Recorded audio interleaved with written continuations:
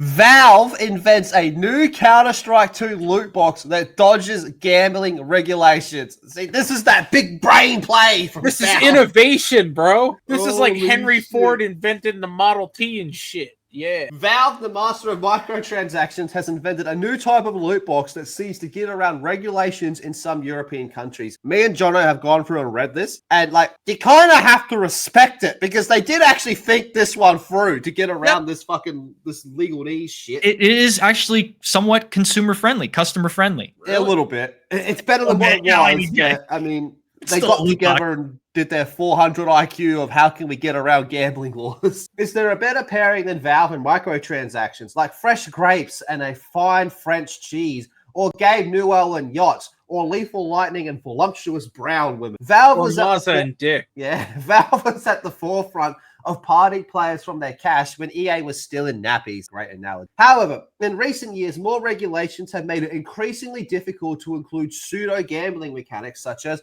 loot boxes, or as EA used to call them, surprise mechanic for players everywhere. Now Valve seemingly worked out another way to get around these restrictions in Counter-Strike 2 by inventing a new kind of loot box, which it calls the Genesis Terminal System. Genesis. That's a bit fucking wild, bro. What a fucking name. You know what? I'm all up board. Very heavy-handed. Fucking sick as shit. This feature arrived on Tuesday, September 16th, and the loot boxes it offers look great on paper because they're free. You receive one a week via the Genesis Uplink terminal in Counter-Strike 2, and then it gets complicated. Once you've activated your Genesis terminal, you have 3 days to pick a skin. They're not shown to you one at a time. These are shown to you one at a time, and you can only move to the next one by declining the current cosmetic, never to. Ooh. It's a push your luck system with a twist. Do you settle for the reasonably exciting Scar 20 camo, or do you risk another roll where you might get a boring pistol skin, or maybe, just maybe, the specific cosmetic you're after? Oh my god, I just realized what this mechanic is, Lethal. It's CSGO Tinder. Oh, damn, yeah. Oh, that's a program. Oh, I sit this Tinder, bro. Right, damn it's fucking Tinder. Damn it. Do you settle for the desperate fat bitch that will do damn near anything? That desperate Glock or that sexy AK? That sexy Scar? Or do you push it to get that freaky Asian? We know that most of the best FPS games has some type of microtransaction stim, but this Counter-Strike 2 skins mechanic is among the most creative because you don't get the skin for free. No, each cosmetic is shown is accompanied by a price paid directly to Valve, which you must part in order to receive the skin you already drew. That's all right when it's a 30-cent pistol skin, but players have been asked to part with nearly $1,600 for the rarest of the 17 skins available. At what point do microtransactions become macrotransactions? Well, that's an argument we've had for a while. Some players aren't especially happy with the change. One comment saying, Valve came up with an item shop that's somehow worse than gambling. It's nothing that you can sell. It's worth noting that you can sell these skins on the marketplace after a week, but there's no guarantee you'll recoup the losses. So legally, now, this is the interesting part. Legally, it seems Valve has found another way to comply with anti-gambling regulations that prohibit traditional loot boxes in some EU countries. Countries like Belgium, Netherlands, and France can now unseal their sealed Genesis terminal items. Say that 5 times. The developer wrote in a Counter-Strike 2 update publishing this morning. Most loot boxes require you to pay before the random items are revealed. Though, that's not the case here, as you get to see what you've drawn and then decide whether to put down the money to purchase it. This is likely when loot boxes are compliant. Yeah, so this is fucking genius. This is evil, that's what but I mean. It's evil, but from their perspective, this is fucking genius because you have ticked every box and gotten around every fucking law. Here's the thing. What did they have to do? What'd they do? They took the mechanic that every dating app uses where it's you swipe and you move on, right? And there's also still that logic of you can only pick one.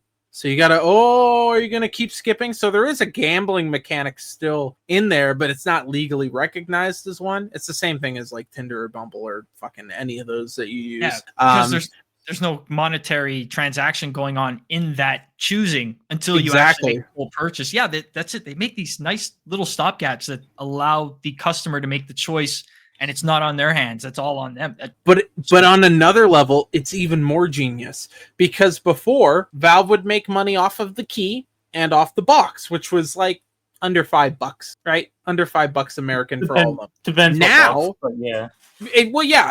Under $5 for an average box, which you could get up to like $1,000 skin in. And then after that, once you get the skin, they only make money off of the transaction. Now they're making money off the skin and the fucking transaction right away from the beginning, right off the get-go. That is fucking, you're basically just increase the amount of money you made by like fucking, I don't know the percentage, but it's a lot. Even on the small items now, because how much money are they making off a transaction for a 30-cent transaction? Maybe like 3-4 cents. Now you're making 34 cents because you're still charging a transaction fee. It's fucking genius. It's evil. Fuck you, Valve, for doing that. But god damn it, I have a little bit of respect for you. That's because that is a fucking genius move. You gotta respect it because they actually put their brains together and came up with some 400 IQ play here, and they just fucked every system there is. It's actually a worse system than. It's actually a worse system than loot boxes. Yeah. Well, like I don't know. It kind of is. That's where there's definitely an argument. I don't know because loot boxes are so fucking random. Like the fact that you can see your product before you actually make the purchase. That's a big difference compared to like. That's the nice part, but again, that's the one big nice part. They're not doing it to fix loot boxes. They're doing it because now they're doing it to make more fucking money.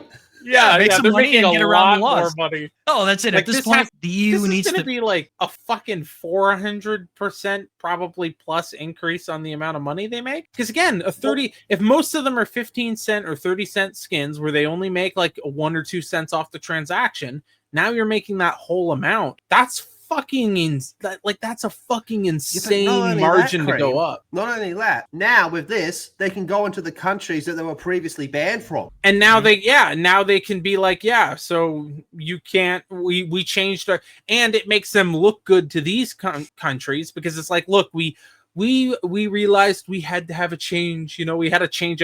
They get to go act like fucking Scrooge on Christmas Day, right? Telling the fucking kid to go buy the turkey, and it's like, oh no, you're still getting fucked. It's just instead of the full fucking fist, you're getting like just a couple fingers in there.